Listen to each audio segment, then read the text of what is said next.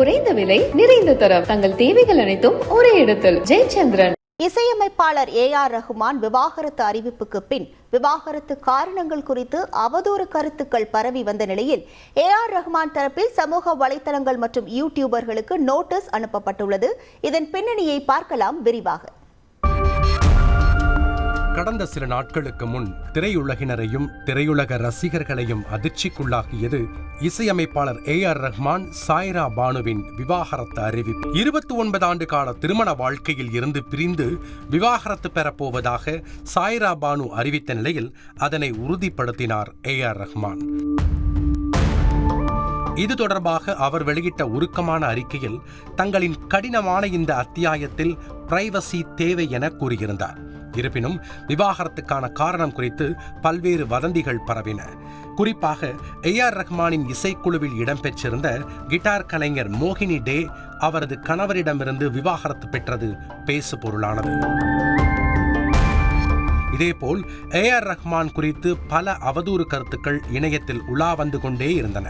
இது தொடர்பாக A.R. ரஹ்மானின் மகன் A.R. அமீன் தனது வேதனையை பகிர்ந்திருந்தார். தனது தந்தை குழந்தை போன்றவர் என உருக்கமாக குறிப்பிட்டிருந்த அமீன், இசைத்துறையில் A.R. ரஹ்மான் செய்த சாதனைக்காக மட்டுமில்லாமல் பல ஆண்டுகளாக அவர் பெற்ற மதிப்பு, மரியாதை மற்றும் அன்பு ஆகியவற்றிற்காகவும் லெஜெண்டாக பார்க்கப்படுகிறார் என்று தெரிவித்திருந்தார்.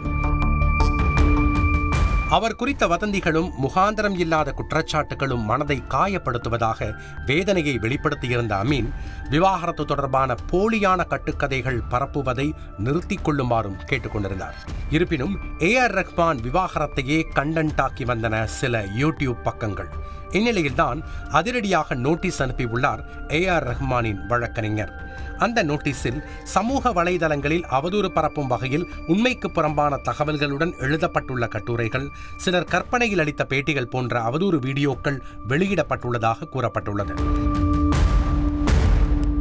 இந்த அவதூறு கட்டுரைகள் மற்றும் வீடியோக்களை 1 மணி நேரத்திலிருந்து 24 மணி நேரத்திற்குள் நீக்கப்பட வேண்டும் என்று காட்டத்துடன் தெரிவித்துள்ளதோடு, இதை செய்யாவிட்டால் 2 ஆண்டுகள் சிறை தண்டனை விதிக்க வகை செய்யும் சட்டப்பிரிவுகளின் கீழ் அவதூறு வழக்கு தொடரப்படும் என எச்சரிக்கை விடுக்கப்பட்டுள்ளது.